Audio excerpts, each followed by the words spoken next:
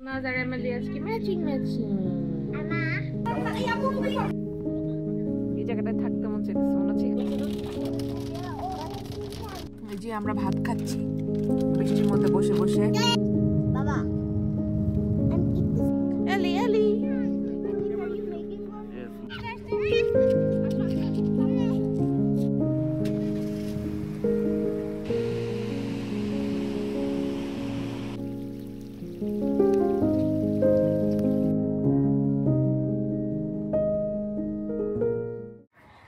আসসালামু আলাইকুম। আমরা কোথায় যাচ্ছি? ভলকানো দেখতে।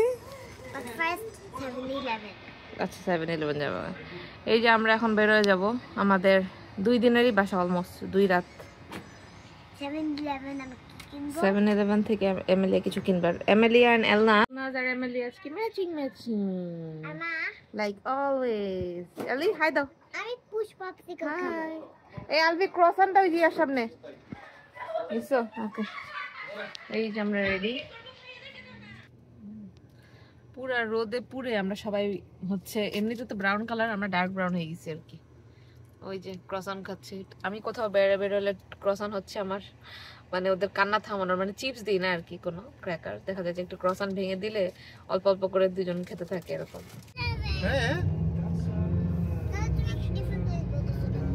আমরা একটা ফান সেন্টারে যাচ্ছি।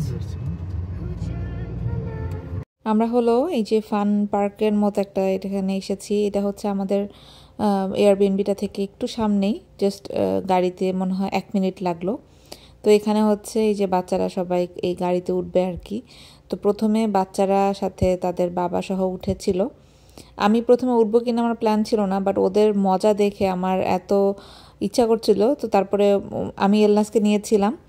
এরপরে আবার যখন মানে এটা ডান হয়েছে ওদেরটা, তারপরে এলনাসকে ওর বাবা রেখেছে, আমি আবার একা তখন চালিয়েছি আরও সাথে যারা ছিল ওরা মিলে। মজাই লেগেছে। গাড়ি চালানোর তো আমার ওরকম মানে অভিজ্ঞতা একদমই নাই, বাট সেই জায়গায় এটা আরও ইয়ে ছিল আর কি, যে এরকম ফাস্ট গাড়িগুলো একদম মানে রেসের মতো। তো আমারটা মনে হয় রেকর্ড করা হয়েছিল ওর বাবার ফোনে, আমি আর সেটা আমার ফোনে নিইনি। তো যাই হোক, এই ছিল প্রথম অ্যাক্টিভিটি আমাদের ওই দিনের। তো আজকে প্ল্যান হচ্ছে একদম সকাল সকাল আমরা চেক আউট করে বের হয়ে এসেছি। প্রথমে এই যে গাড়িতে উঠলো সবাই, তারপরে এখান থেকে একটু আইসক্রিম খেয়ে এরপরে রওনা হয়েছে লেসন পার্কের উদ্দেশ্যে। পার্কটা ন্যাশনাল পার্ক আর কি। এটা আমাদের এয়ারবিএনবি থেকে যেতে ভালোই দূরে ছিল, এক্স্যাক্ট টাইমটা আমার মনে নেই, বাট অনেকটুকু সময় লেগেছিল। তো এইটাই হচ্ছে আজকের দিনের প্ল্যান। তো এখানে আমরা যাব, যেতে যেতে দুপুর হয়ে যাবে। দেন দুপুরে খাওয়া দাওয়া করে ওখানে যেই পাহাড়টা আছে ওখানে যাব। একটা লেক আছে, লেক হেলেন, ওইটা দেখার ইচ্ছা আছে।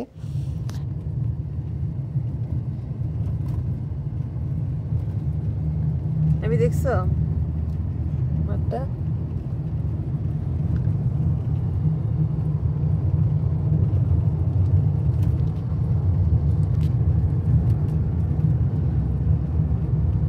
এই জায়গাটা একটু নামছি, এত সুন্দর, মাইলের পর মাইল শুধু এরকম এরকম ব্রাউন কালার, ব্রাউন একটা বার্ন ইয়েলো টাইপের একটা কালার, আর এরকম ব্ল্যাক কালারের ওয়াল।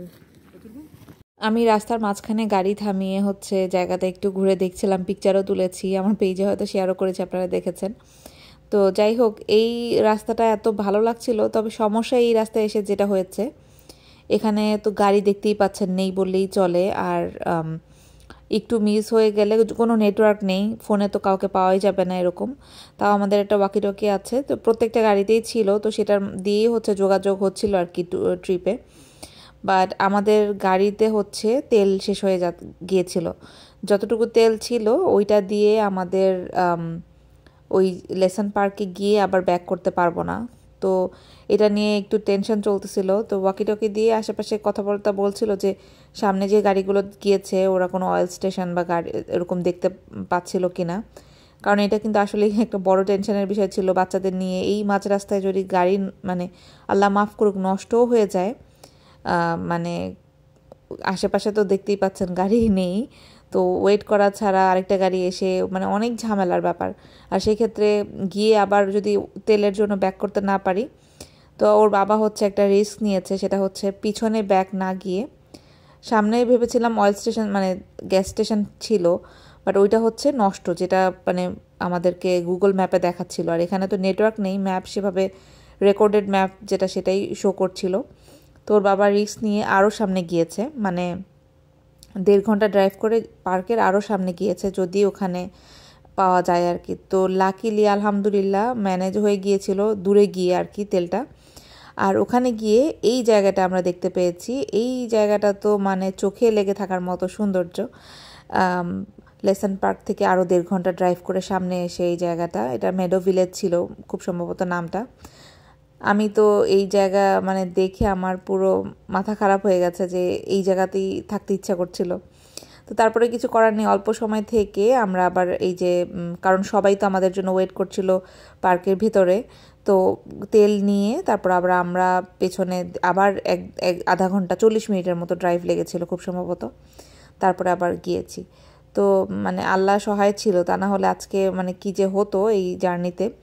যাই হোক, এই বৃষ্টির শব্দটাও ভালোই লাগছিল, অনেক দিন পরে বৃষ্টি দেখতে পেয়েছিলাম আর কি। তো ওর বাবা উপরে মুন রুফটা খুলে দিয়ে মানে আমরা বৃষ্টির শব্দ, বৃষ্টিটা দেখছিলাম, ভালোই লাগছিল।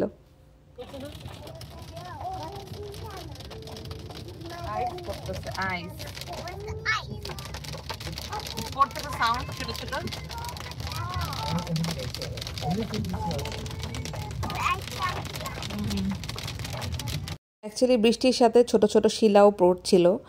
তো যাই হোক, আমরা এখন যাচ্ছি সেই লেসনের উদ্দেশ্যে। ওখানে কিন্তু যেই পাহাড়গুলো আছে ওইটা বিখ্যাত হচ্ছে, মানে ওখানে ভলক্যানো হয়েছিল ওইটার জন্য ওইটা বিখ্যাত, বাট এখনও ওইটাতে সালফার উৎপন্ন হয়। তো ওইটাই আর কি দেখবো। তো এখান থেকে ওর বাবা বলছিল ওই যে উপরে কালো কালো দেখা যাচ্ছে এগুলো হচ্ছে পিচ। তো আমি আবার বলছিলাম পিচ কি, পরে বললো যে তুমি রাস্তায় দেখো না, যখন পিচ ঢালাই দেওয়া হয় সেই পিচ এগুলো। তো আমি দেখে অবাক লাগতেছে, বিকজ এই যে পাহাড়ের পাশে মানে বলছে ভলক্যানিক পাহাড়, বাট আবার এই যে এরকম মানে পাশে মানে বরফও পড়ে আছে, মানে আল্লাহর সৃষ্টি কতই অদ্ভুত, সেটাই মানে নিজের চোখে দেখা আর কি। তো এই তো আমরা পার্কের ভিতর চলে এসেছি, এখান থেকে টিকিট তো কাটা হয়েছে খুব সম্ভবত, তো সেটা শো করে তারপরে হচ্ছে পে করে ভিতরে ঢুকতে হতো। তো এখানে হচ্ছে ওরা একটা ম্যাপও দিয়ে দেয় ঢোকার পরে।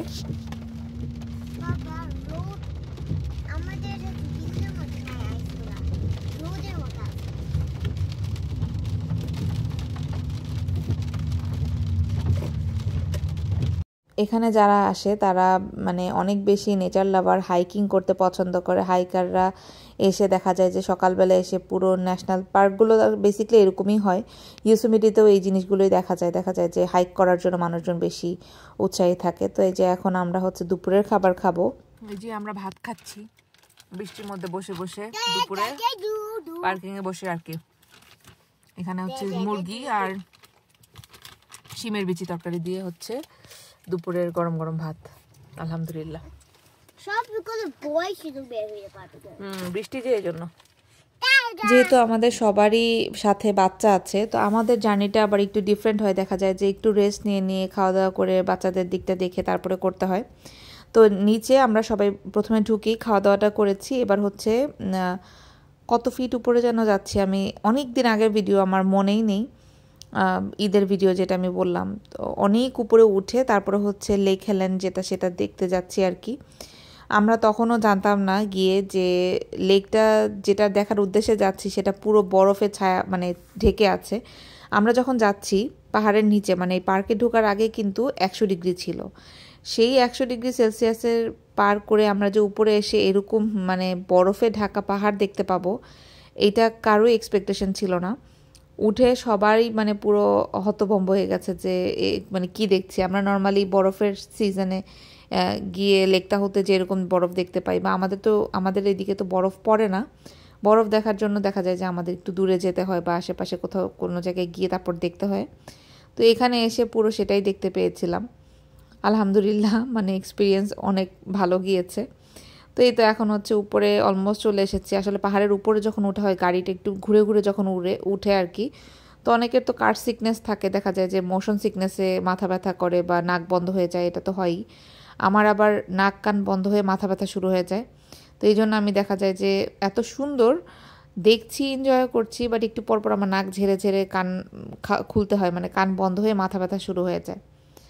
তো এই তো আমরা অলমোস্ট চলে এসেছি উপরে। পার্কিংয়ে উঠেই কিন্তু আমরা মানে একদম মানে গাড়িটা পার্ক করেই হচ্ছে পুরো পাহাড়ের মানে কি বলে বরফের স্তূপের মধ্যে বলতে গেলে পড়েছি এরকম।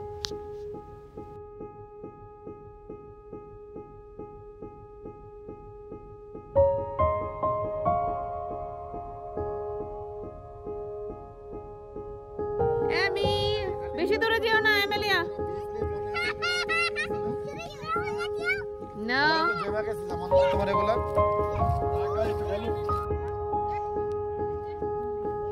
Ellie, Ellie.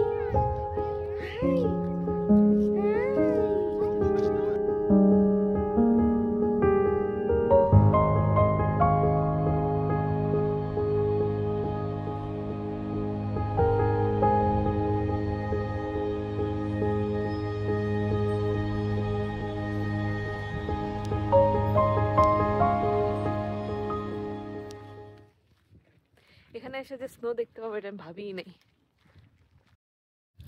আমরা এখন যাচ্ছি এখান থেকে একটা লেকের কাছে। এই যে এলনাজ পা নাড়াইতেছে, সে খুব খুশি।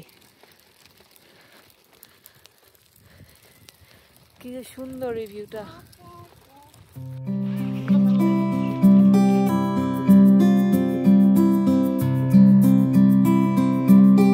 এই হচ্ছে সেই লেক যেটা বরফে ঢেকে পুরো একদম বোঝাই যাচ্ছে না এখানে যে একটা লেক আছে।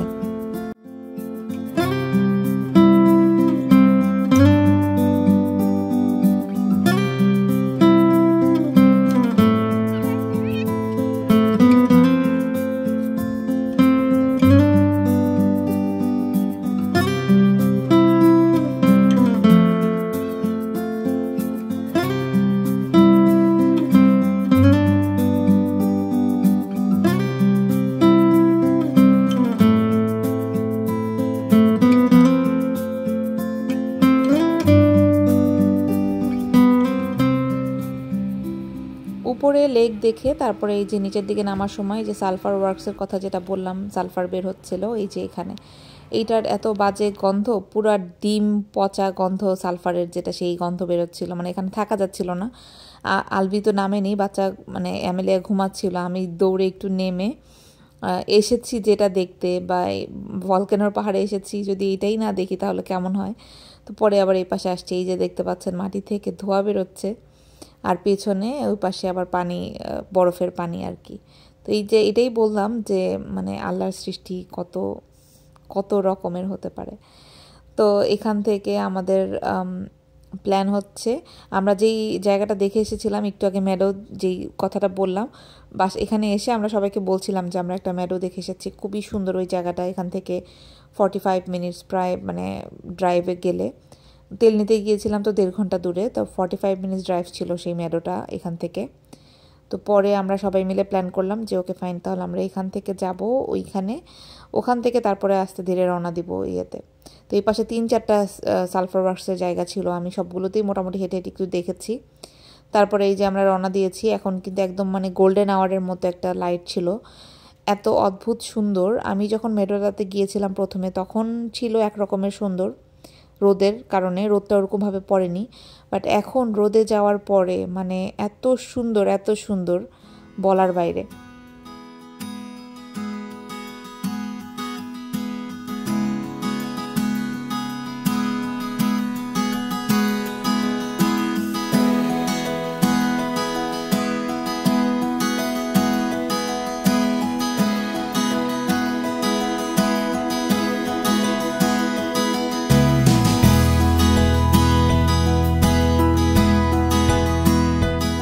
আমরা অনেকটুকু সময় ছিলাম ওই জায়গাতে, সবাই মোটামুটি ওখানে ছবি তুলেছে, মানে লাইটটা এত সুন্দর ছিল, রোদের আলোটা, সাথে জায়গাটাও অসম্ভব সুন্দর ছিল।